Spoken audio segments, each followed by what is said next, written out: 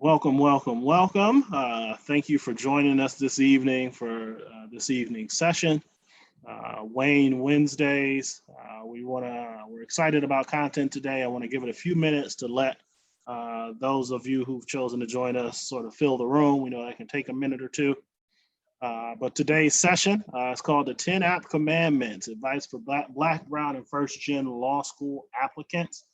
I'm hoping that in having this conversation, I'm able to demystify some of this process for folks who don't typically have like access to this sort of knowledge and a sort of understanding of what's happening in the law school application space.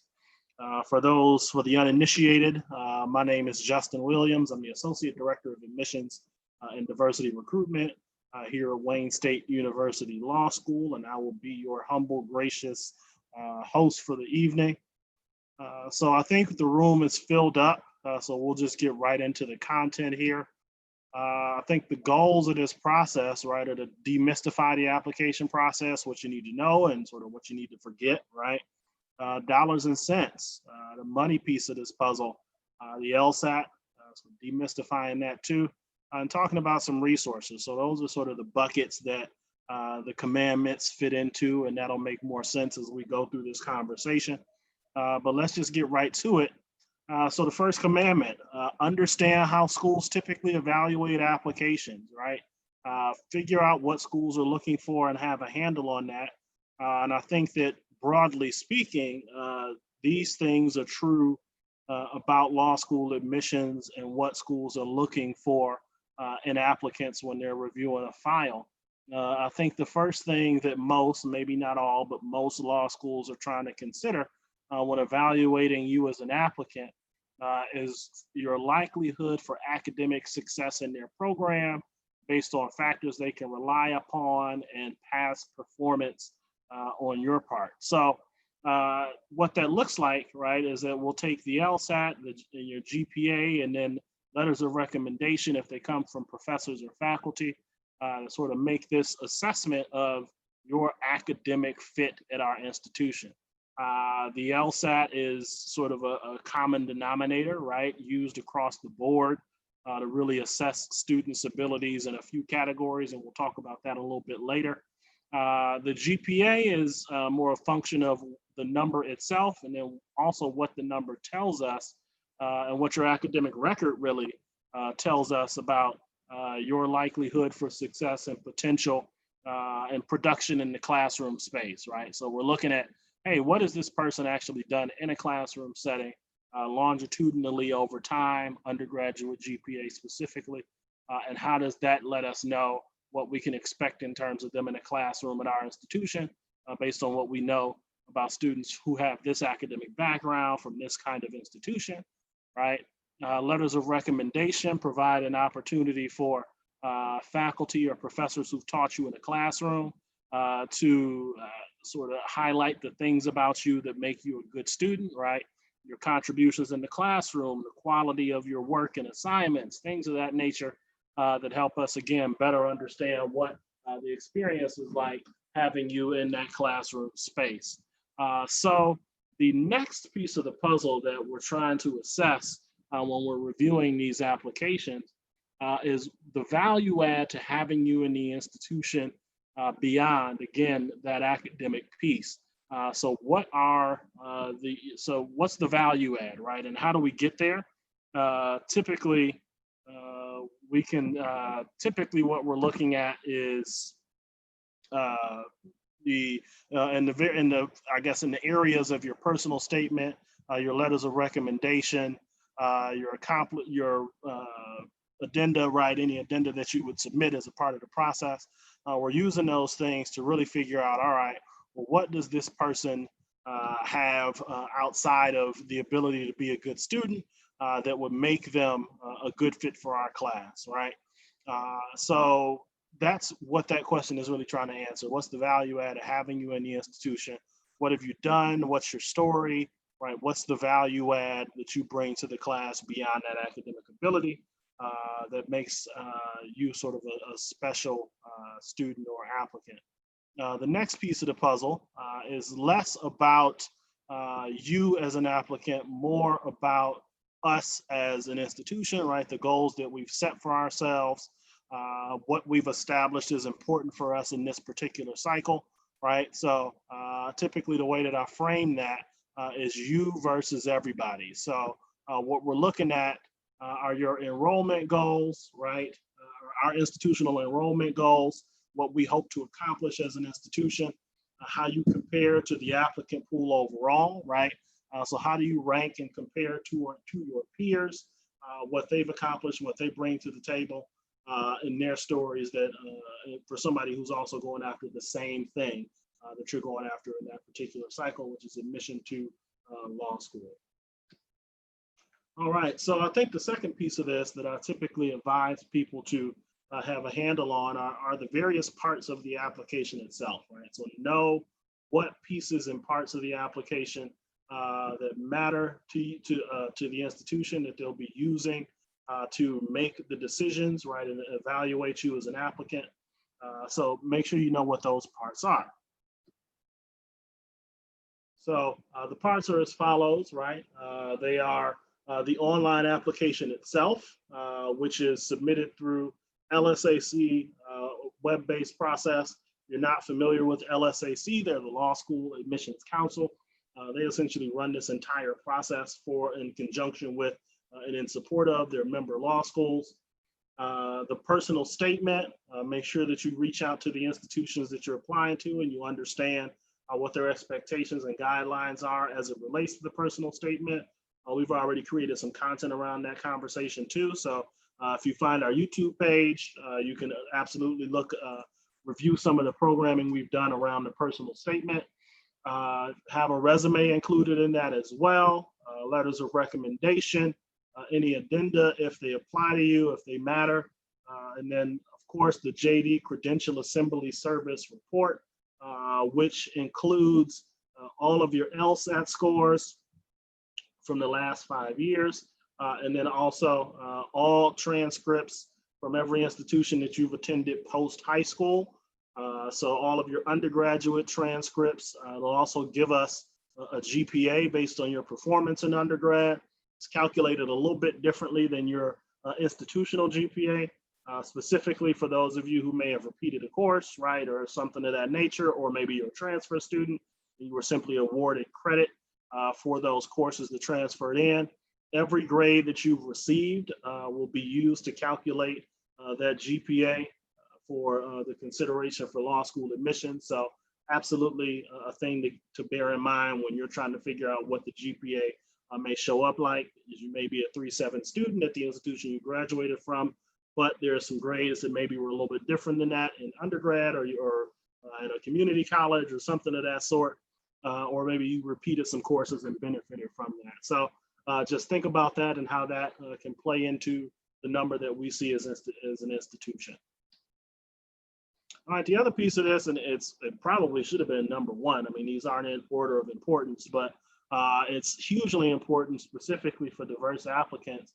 I think it's about knowing the timeline, right? I mean, I think one of the challenges for me in my role and in my position is that it feels like, right, more often than not, when I'm having conversations with diverse applicants about their desire to go to law school, it comes really late in the application cycle, right? So classes start, say, in August, and they call me in March or April or May or June, and they want to talk about what it would take for them to start in the fall, and you're just not as at an advantage if you approach the process that way, right? And this is why, because the timeline doesn't favor that sort of approach to the process. So applications typically open in the fall. You get 1 calendar year before you plan to enter, right? So if your plan is to start in fall 2021, you would want to apply in fall 2020. So that's typically the approach and how you want to manage that part of the process. There's also rolling admissions, right? So typically what that means is that institutions are reviewing applications and making decisions as they receive the applications, right? So the sooner that your application is submitted, the sooner you're likely to hear a decision on your file and be notified of where you stand. So that's a thing to think about. My advice in that capacity is to just plan ahead, right? Plan this process, be prepared to manage and navigate that aspect of things, and be thoughtful about how you approach this so that you increase the likelihood that you'll get favorable outcomes in the process. So that's the timeline piece. So let's talk about some other things here.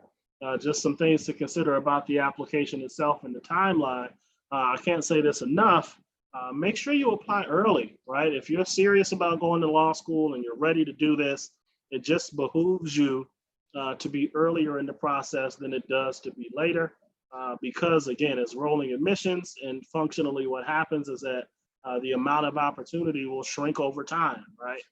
So if you're an applicant who maybe finds themselves on the margins or not in an ideal academic position, right, for whatever reason, then there could be more room for you in the class on the front end of the process than there would be maybe later in the process after schools have already extended significant offers and sort of put themselves in a position where they are making decisions on fewer applicants, right? So be thoughtful about that part of the process. Own the parts of this process that you can control as well. So make sure you've got that piece of it understood, right? There are things about this that are settled business, and then there are things about this that maybe aren't settled business, right? And you've got a little bit more flexibility and a little bit more control over. Your personal statement, I think, is one of those pieces where you've got some ownership and some control over that. Who you choose as recommenders is another place, right?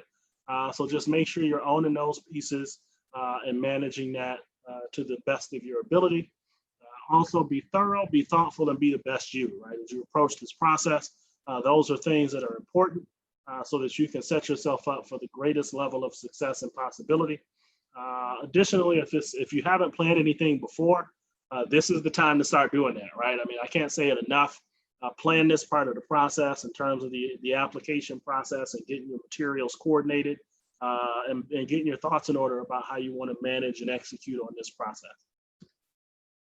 I think the other piece too, number 4 here in terms of commandments, know the costs of the actual application process. So it's not free to apply to law school, and there are some costs that may sort of seem like gotcha costs that you don't expect in the process that can impact your ability to really execute on it and get the most from it. So make sure you understand what they are. Many law schools have application fees, right? So a cost that that you must pay to submit the application to be considered for admission to that institution's incoming class. So you want to make sure you know what those are, right? And you've got a plan for how you're going to manage that. There's also the cost associated with the LSAT and the credential assembly service the LSAC offers. So you want to know what those numbers are, why those numbers are, right? Or rather what those numbers are and how you can better manage them so that you can be in a position to have some success in terms of addressing and adjusting to those costs. There's also seat deposits that are associated with applying to a law school once you're admitted, right? You have to pay a seat deposit to secure your seat in that class. So you want to make sure you've got the money squirreled away to be able to put that down and manage that part of the process. But I think there are some things that you can think about in another way too, which fall into this 5th commandment, as it were. So know the hacks, right? Know the workarounds, the things that you can do to help offset some of that cost and manage that. We'll talk about those here on our next slide. So fee waivers are a big thing in terms of law school applications. For every law school that you want to apply to, I think you should be requesting a fee waiver for that institution. So make sure that you know what it will take for you to get that fee waiver, right? And are asking every institution that you plan to apply to help you offset that cost.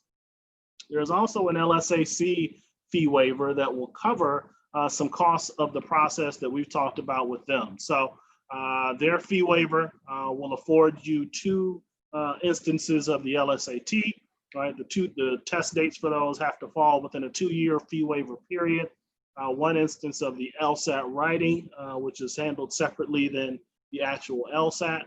a registration for the Credential Assembly Service. And then also, you'll get 6 Credential Assembly Service law school reports, right? So the Credential Assembly Service is the actual service that collates all of your transcript data into one place and builds that report. And then you have to pay a cost to have that report sent to different institutions later on down the line. So you want to make sure that you know what that is, right? Because the Credential Assembly Service report cost is one you also have to pay. I believe it is $45 to have the report sent to the institution. So just make sure you know what those costs are and then what the workarounds are for that. You can request that fee waiver through LSAC. I'm confident that it is need-based. But if you don't get approved for it, I typically recommend people that, follow the appeals process and make sure you exhaust all of your remedies, right? As it were, to make sure that you can get that fee waiver if you do need it to help offset some of those costs of the application process itself. So know how to get the bills paid. And that's, about I can't make it any clearer than that, right? As we're thinking about paying for law school itself, know what the math is, right? How do students typically find themselves in a position to pay for their legal education? It typically exists in a combination of scholarship dollars and federal student loans. It's how most students do it. And then the loans are in the federal and sort of private loan space. Federal loans do require you to fill out a FAFSA form, just like you would in undergrad. Now, typically law students are seen as independent or professional students, so family income isn't always taken into account. I think the exception to that is schools that offer need-based aid, which we'll talk about shortly. If you're considering federal loans as a part of your paying for your legal education, there are some federal loans that will do a credit check, right? So this is, not here on this slide, but something to think about for you all. Just make sure you know what your credit situation is like, right? And if there are pockmarks or challenges on that credit history, you want to get those cleaned up before you start law school, because the last thing you want to have happen is you get admitted to law school and sort of go gangbusters to the building and find out that you can't actually pay for it because you've got some stuff on your credit that needs to be handled. So if you're thinking about taking that step and you know that federal loans or even private loans are going to be something that you need, have your credit situation as square as possible so that it doesn't become a thing that makes it difficult for you to acquire the financing support you'll need to really get into law school and get that paid for. Now, there is some scholarship dollars are sort of fit into 2 big buckets, right? There are some institutions that are going to offer it based on merit. And really what it is accomplishment, right? What we're rewarding with merit-based aid is your accomplishment in undergrad and your accomplishment on the LSAT in most cases. So what those numbers are sort of signal that accomplishment and that achievement.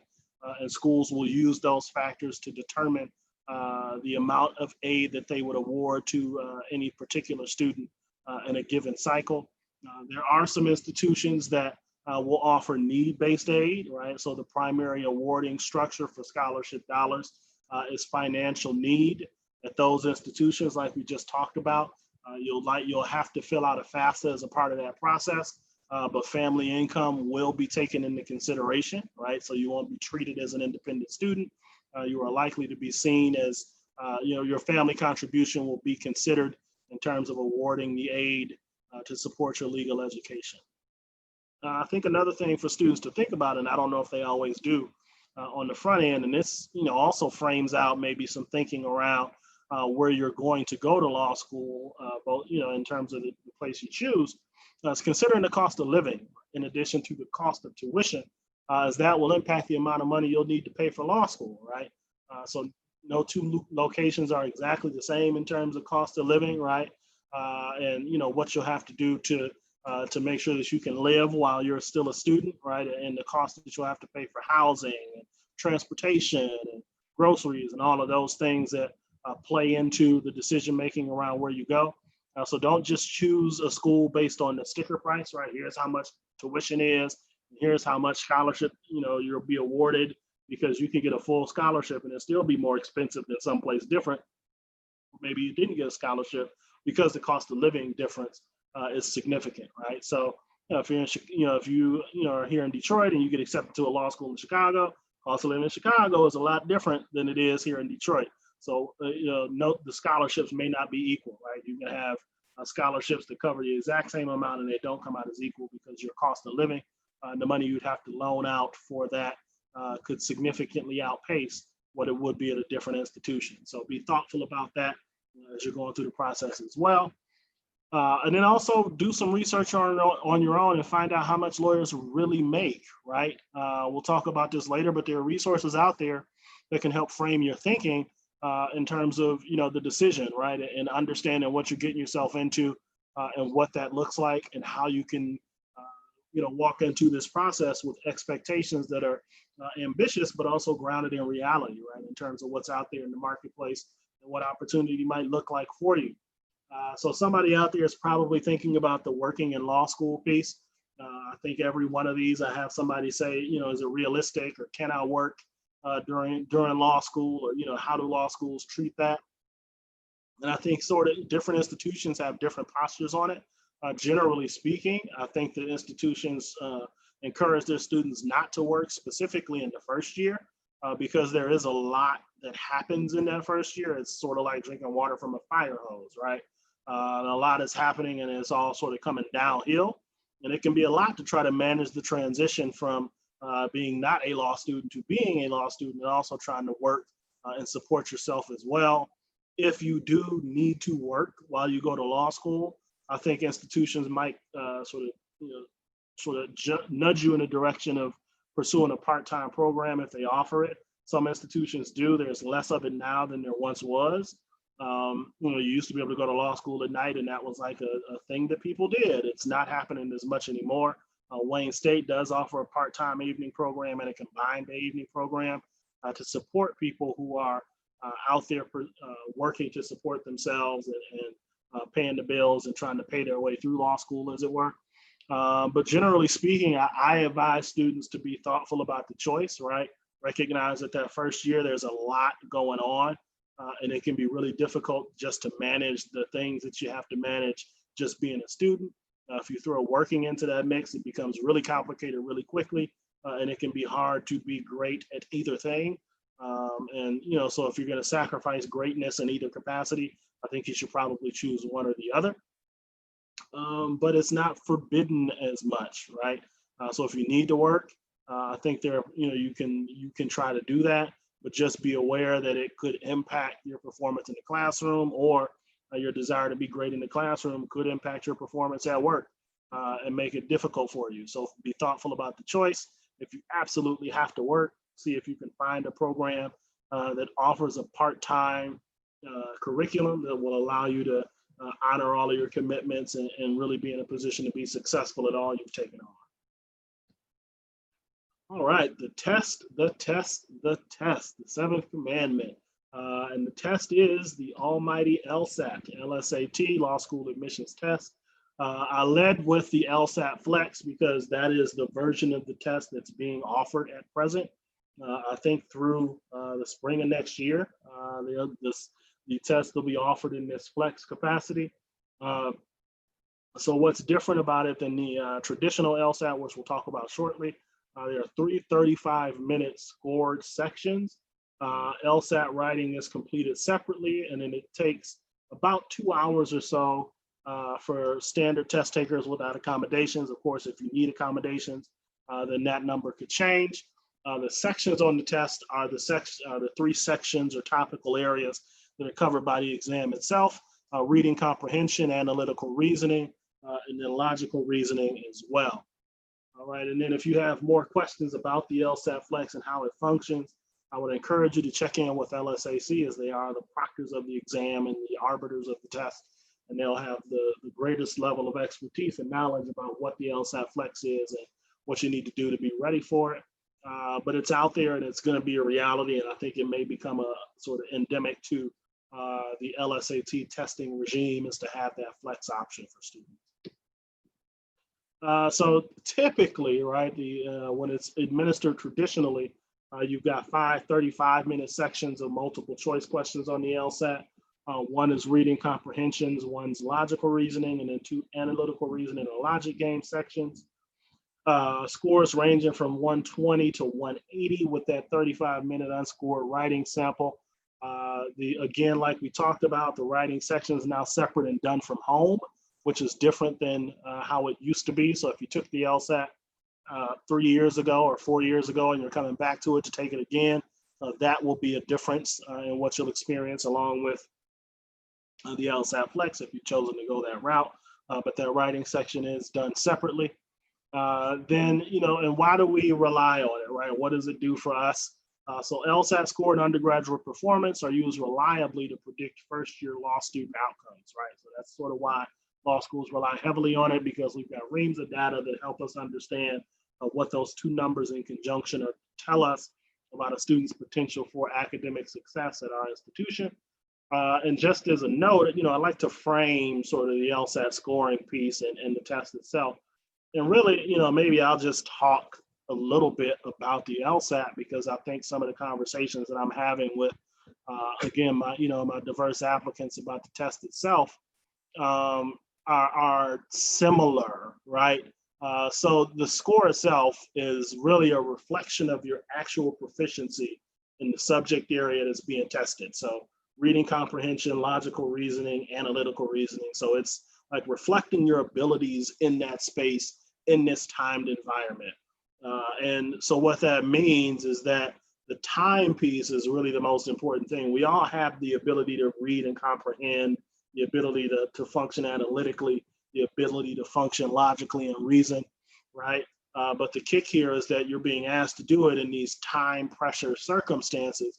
And so there's sort of a rule out there that the test favors the hare and not the tortoise, right? It doesn't favor the best thinkers, it favors the fastest thinkers, right? And so for some people, that's like a disadvantage in the process. And so the LSAT isn't necessarily reflective of their ability, generally speaking, but in this time scenario, it's what we have to work with, right? And another thing to think about too, and I have this conversation because the challenge that I've seen some students come across is just answering all the questions, right? If the score, if you score 144 on the test, or you tell me your score is, 138, I will say, okay, well, did you finish all the questions? And I know the answer to that is no, right? Because the test rewards you for answers you get right. It doesn't punish you for answers you get wrong. And I think that there's an approach to the test that says that I have to be right specifically on this question before I can move on to another one. And really, what you want to do is let time be the enemy, right? Because spending an inordinate amount of time on a question that maybe you don't know the right answer to, or you're sort of just spending a lot of time trying to figure it out. Well, now you've lost time that you could be using to get to the next set of questions or the next several questions where maybe the answer comes to you quicker and you can get points for it, right? And so instead of getting the points that you could get, you become obsessed with the question that's in front of you and allow that to prevent you from getting to subsequent questions. And now you've got a bunch of questions you didn't answer in this next section, right? And this 35 minutes is up, and now you got to move on to the next section, and you moved on to this next section, and all you can think about is how you didn't get all of the questions answered in that previous section. Now you're distracted, and you're not able to put your whole self into the section that's in front of you, right? And now that section you're not doing as well as you could have been either. And so I think when you're talking about preparing for this test and really thinking about it, you have to think about it in terms of, I have to prove this ability in this time frame, right? I have to understand how much time I have on each individual question and train my mind to work in a way that allows me to answer those questions in that time, or just move on from the question to get to the next thing in front of me, which could be a question I could get right. So, when we talk about the scores, I think another thing to consider too is that the scores exist in bands, right? So the number that we see is not an exact measure. it's an estimate or a reflection, right, as we talked about, of your proficiency in this particular skill set. And so that number is, so your proficiency is in a range, right? And it could be a few points higher than that. It could be a few points lower than that in terms of what your actual proficiency is. But it's a range of numbers that we see that the score sort of sits in. So the score is the number, and it sits in a range of numbers that lets us know sort of how you compare and where you might land. So that's just some thinking about the LSAT. Everybody wants to know what to do to prepare. And it's not an exact science, and one size certainly does not fit all. So I typically hesitate to tell people, hey, this is the thing to do to prepare for the LSAT, because it's not, again, it's not like I could tell, a room full of people one way to do it and it not work for everybody, because there are a bunch of things that matter to people and other things to consider. I think the study methods, and I usually give people a few questions to ask yourself, right, when you're thinking about how you're going to prepare for the LSAT, how you want to study. I think the first one is to figure out, okay, well, how do you study best, right? What is your learning model? How do you perform best academically, and how do you prepare yourself to take big things on academically? And I think that's the question you have to ask yourself, right? Do I need to be in a classroom setting? Do I need that structure around me? Can I, thrive when I'm self-guided, right? How much money do you have to spend on this, right? And that goes back to the preparation piece. If you know you want to go to law school, you need to be putting some money away that will allow you to pay for the LSAT prep process too, because there are costs associated with that. If you're buying books, if you're taking a course, whatever, you'll need all of those things to really, you'll need money to pay for those things to prepare yourself. So understanding what your budget is, I think, is going to matter too. And then it's just practice, right? The skills, the timing piece, the sort of the muscle memory of conquering the time part of the test comes with practice. And it's not just practicing questions, it's actually practicing taking exams in time-tested conditions, throwing in some variables, right? Some things that'll throw you off and maybe jostle you in your test experience, so you'll know how to respond to those things in the actual test, and to be able to be successful. So make sure that you're practicing questions, if you're taking diagnostic exams, to measure your own progress and to get an understanding of what you might expect on test day. Whenever somebody comes to me and tells me, hey, this is what I'm doing on my practice exams, I'm consistently hitting 161, I'll say, knock 5 points off of that for test day, right? And that'll give you a range of things that you can expect, of numbers that you should expect on test day, right? Because just stuff happens, right? And you got to give yourself that room to not be, to score in a way that reflects your ability and not just the number itself. So, make sure that you're testing yourself, what your range is, right, in terms of performance and what that might look like. All right, so the 8th commandment, utilize all your resources, right, everything that's out there and available to you, to have an understanding of the marketplace around legal education, because it is a marketplace and there's a lot of information for you to consider before you take this leap. So I think one we've already talked about is the LSAC, right? LSAC.org. You want to make sure you're registered and you're exploring their website. A lot of resources about law school applications, the LSAT, and more. NALP, NALP.org is a wonderful resource, the National Association of Law Placement. So if you're thinking about the legal marketplace and what the job market looks like, they've got plenty of data for you to consume and understand about that, and it's in a good place, right, with NALP. So make sure you understand that and you're using them as a resource. Access Lex is great for you too, accesslex.org. How are you going to repay all that money, right? Start thinking about the school application list, which I'll talk about in a little bit. And then law schools themselves, right? You've been to websites, you figured out all of the numbers, right? You've got that mastered. So use the law schools themselves as a resource for you in the process. And then I think the next piece of this puzzle is to research the schools that you want to go to, build that list and apply. And what are the resources? I think we just talked about a few of them, right? Access Lex. So they'll help you select the schools that are right for you to build that application list. Lots of great info about law school applications and school selection. One of their more powerful tools that they just rolled out recently, I think in the last year or so, is Explore JD. You see the website there, explorejd.com. And it gives you an opportunity to evaluate schools on factors that are ones that are different, right, than the ones that we're required to share with you all. So location, sort of alumni base, all of these things that may shape and influence your decision around which law school you choose. That's not necessarily tied to a scholarship opportunity, and say theoretically, hey, this is my dream city, right? There's more to it than that, and Explore JD allows you to see what those things are and get a better understanding of them. And then there's also the law schools themselves, right? I mean, again, we're a great resource for information to help you build out a list and figure out what works for you. Every law school is required to produce a set of disclosures each year that give you some consumer information about us as institutions. Those are ABA required disclosures or standard 509 disclosures. So in that search bar on the website for the law schools you're choosing, you type in ABA required disclosures, it'll take you to a page, pulls up all kind of data. It'll pull up employment data, bar success data, data about the recent incoming class, right? Demographics, those sorts of things, scholarship information, job and career outcomes, right? So all of these sort of hard numbers that should matter to you in the process of choosing a law school and should be evaluated in making that decision.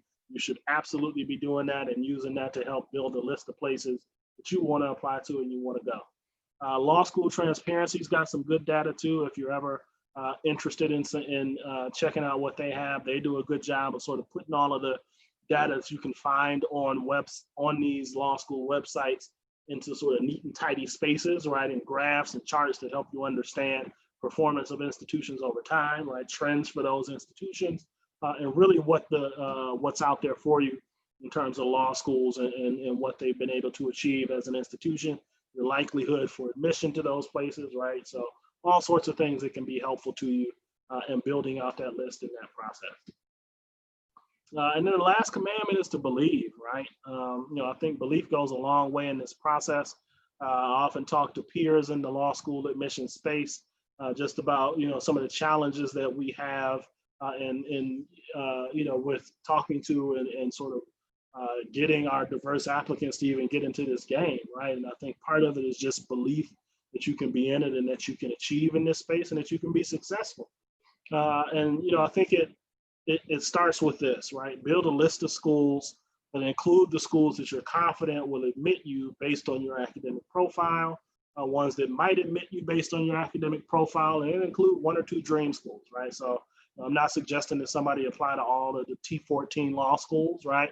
But think about the schools that you're like, I don't know if I will ever make it here, but worth a shot and apply, because you just never know what will happen, right?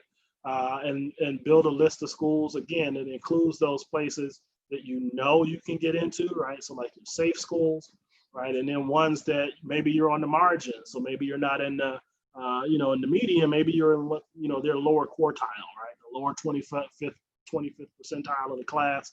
Maybe your profile fits there and you could get in, but maybe you don't. And apply to some of those schools too, and really own that part of the process. You should be thoughtful about where you choose to go and then consider the entire scope of the process when you're making the choice, right? So where do you want to live? What do you want to pay for your legal education?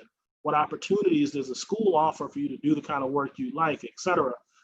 Just another plug for Explore JD as a tool to help you think holistically about that decision and that choice, and that you're being thoughtful, again, on the criteria on what you choose, because it's not just the money. The money matters, but it's not the only thing. Law school, if you do it full time, is 3 years of your life, and you're giving that 3 years of your life to a place. You're depending on where you go, you're much more likely to practice initially somewhere around that school, right? So think about it as somewhere, hey, could I settle here and be here even after graduation, right? So be thinking about all of that stuff too, and just be thoughtful about that part of the process. Absolutely stay away from Reddit. I know there are some of you who in here now who are heavy into the Reddit thing. I think there's enough dis and misinformation on Reddit that an aspiring law student should stay away from it. I think it can give you a complex, and you can get into your own head about things that are not necessarily relevant to the law school application experience and what you should be prioritizing and thinking about. And then last but not least, I think you should apply early, apply early, apply early, ask questions, and then seek every opportunity that you can to lessen the burden on paying for the many aspects of this process, because it matters. It impacts and influences how many schools you can apply to, right? The decisions that you'll be able to make about where you're going to go, right?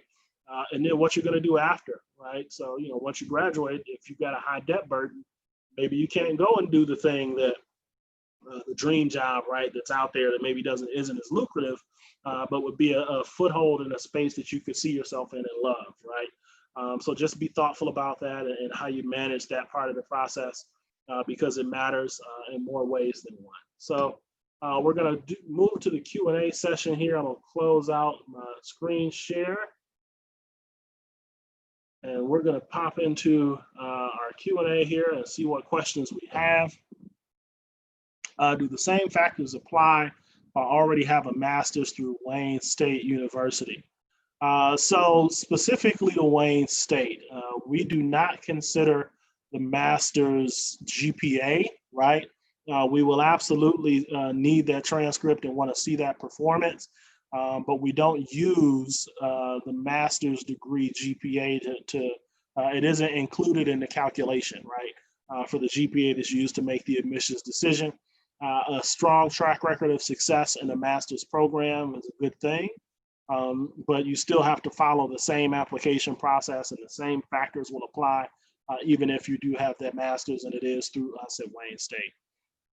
Damon J. Keith Scholarship requires what GPA or LSAT? Is that a full ride? So the Damon J. Keith Scholarship is a scholarship that we offer to students who we admit who attended public school in the city of Detroit, private, parochial, charter school in Detroit, so long as they lived in the city of Detroit at the time that they went to those schools, graduated from HBCU and HSI, tribal college or university. And there isn't a GPA or LSAT requirement necessarily to receive the scholarship. In years past, it's been offered almost exclusively as a full ride scholarship. I don't know if that's going to be different this cycle or not, but I think it'll probably skew the same, right? And to be considered for the scholarship, you just have to meet those criteria. And if you are admitted based on the amount of scholarship that we have left, right, the number of scholarship dollars that remain, we may be in a position to award you that scholarship. And it could be, again, that full tuition scholarship. Are there any websites you'd recommend for scholarships, specifically for minority students? So there isn't as much out there in the scholarship space for professional school, specifically law school. I think that generally speaking, I think the marketplace for scholarships sort of treats the institutions as, the places where students can get that, because it is so heavily scholarship on the front end now and incentivized for students to attend in that way. So I don't have any great websites for you to go to. I think if you can Google search law school scholarships, I think what you'll find is it's going to point you to the websites of specific law schools and their scholarship offerings. But if that's something that matters to you, I think it's just a Google search away. I don't have any specific sites for you to go to. What advantages would a minority have over another student? What should be highlighted? I think advantages is a funny word, right? Specifically in the law school application process, because it is so challenging, right, for diverse applicants to be admitted to law schools, specifically Black and brown applicants. The numbers don't necessarily favor you, right, in terms of success in the process. I think the most important thing is to have a track record of academic success, perform well on that LSAT, and really capture in the process the things about you that make you unique and special. So if it's, about law schools accepting a diversity statement and you submitting a diversity statement that sort of calls out the things about you that make you unique and the perspective you will bring to that class, or doing a really good job of telling your story and sort of framing that out in your personal statement and making sure that the law schools that you apply to know sort of who you are and why you're here, right?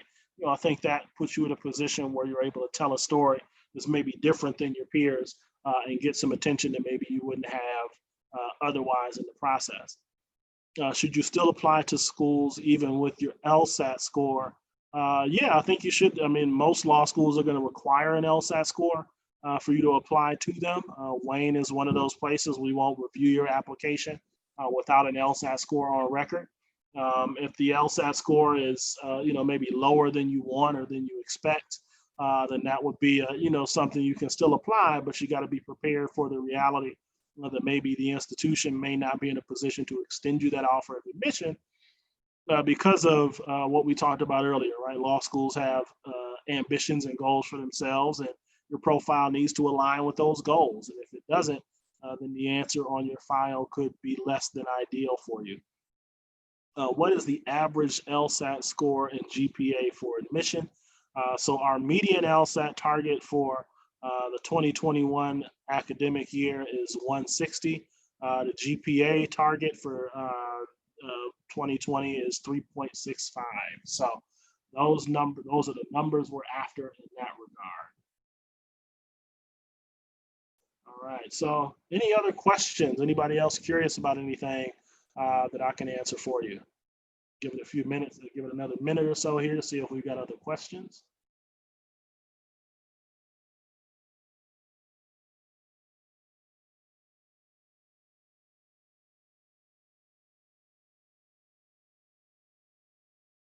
All right, well, it appears that questions have slowed up. So maybe this will be a good place for us to sort of wrap things up and invite you all to join us for future sessions. So if you want to get in contact with us, I'm going to share my screen here. And if you have them, okay, we've got another question. Great. So if you have a master's degree, what factors most? So what factors most in the process is your performance in undergrad, right? Your performance in a master's program is fantastic, but the performance in undergrad gives us a longer runway of what you've done in a program with some variance in the courses, maybe some classes that you didn't want to take or you didn't like, right? Which you'll absolutely come across in law school. And so schools tend to rely a little bit more heavily on that. The data that we have is also reliant mostly on undergraduate performance as that indicator of what success will look like in the law school space. So again, what would factor the most is still the undergraduate performance. Master's performance is informative, but not necessarily dispositive of success or likelihood for success. Once you apply, how long does it take to hear back? Typically for us at Wayne, it's 6 to 8 weeks, depending on where we are in the application process, how things are going, and sort of what volume is like at the time that you apply. It could be sooner than that. It just depends. All right, so let's see if we got any more questions here. If you don't have a good undergrad GPA, should you take free Ivy League courses to help you stand out? I'm going to speak as candidly as I can here. It's really difficult to gain the GPA piece. I mean, I think people are always trying to look for a way to get away from an undergraduate record that isn't great, and you just can't in the law school process. It's the unfortunate reality of this business is that schools are going to look almost exclusively at the undergraduate GPA because that's the number that we have to report out to the bodies that govern us, sort of, and manage our profile in the marketplace, right? So if you all are not familiar, U.S. News and World Report rankings play an oversized role, right, in the law school admissions process and how law schools sort of prioritize what's important to them. And if your GPA is not particularly good, it's going to, in undergrad specifically, you can't, you can, go on taking classes post-bac or, getting a certificate or anything of that nature. It doesn't overcome an undergraduate GPA that's not particularly good. Like if your GPA in undergrad is not particularly good, then you need to put a lot of energy into the LSAT and making sure that LSAT score is as high as it can be, so to offset that to the extent that it can, right? And that's not to suggest that the LSAT is the only thing that will matter, but if your undergraduate GPA is not up to snuff, the LSAT is going to take on an outsized role in the process and really helping you paint the picture that you're prepared to take on this next step academically in the law school space.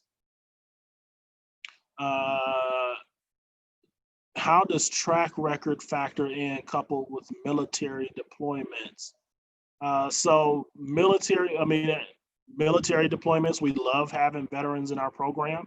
And we encourage all veterans to apply, right? Even active duty, right? If you've got, yeah. So if you are in military, we would love to have you in the process.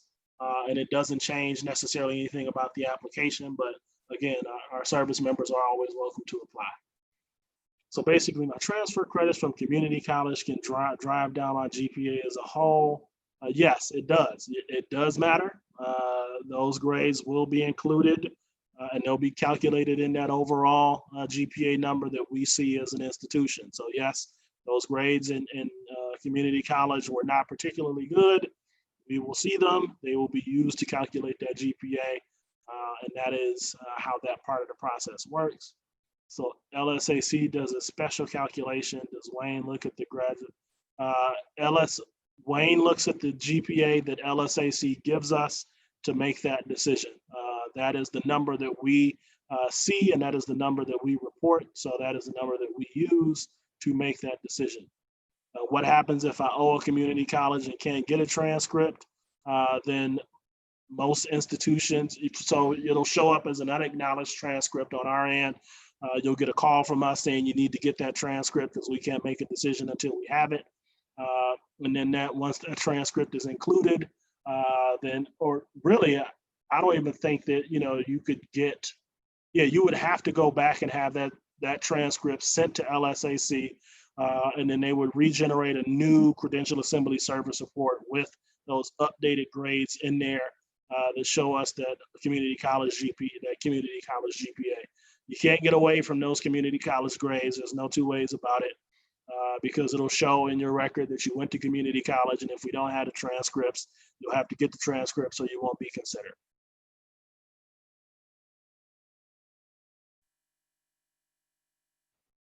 All right, we still got about a little less than 10 minutes left, so if you got any other questions, please feel free to pop them into the chat box here.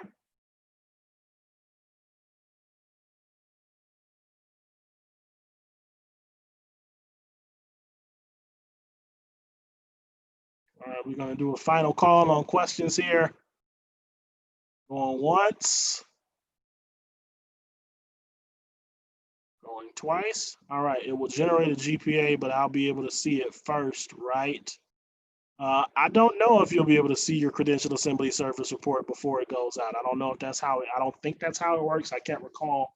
I don't know even know if I checked it. I think you'll probably be able to see it before, because so you can have that and not have the reports go out to places, right? I think you can purchase the credential assembly service and not commit to sending the reports anywhere, and then still have the transcripts in there and see what that number is. I think you can do that. I would encourage you, if it's something that you're interested in, to reach out to LSAC to ask if that's something that they can do.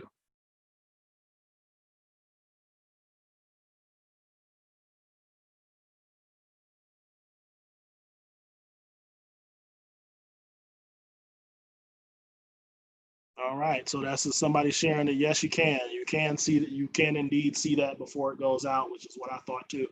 So yeah, you'll be able to see that report before it goes out.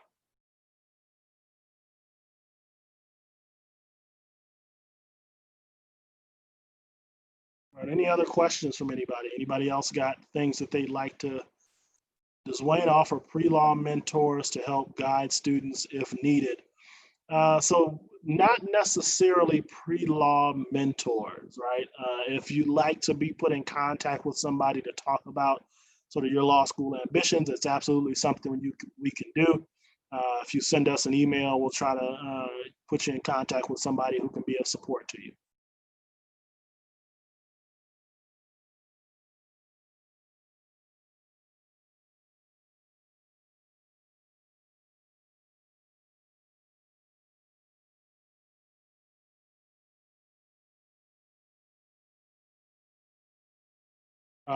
Great question. So the email is in the webinar chat.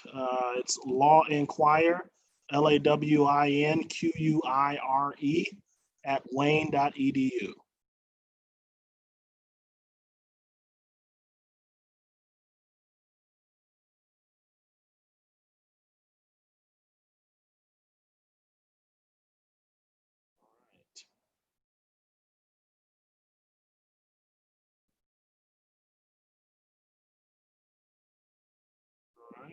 Any other questions?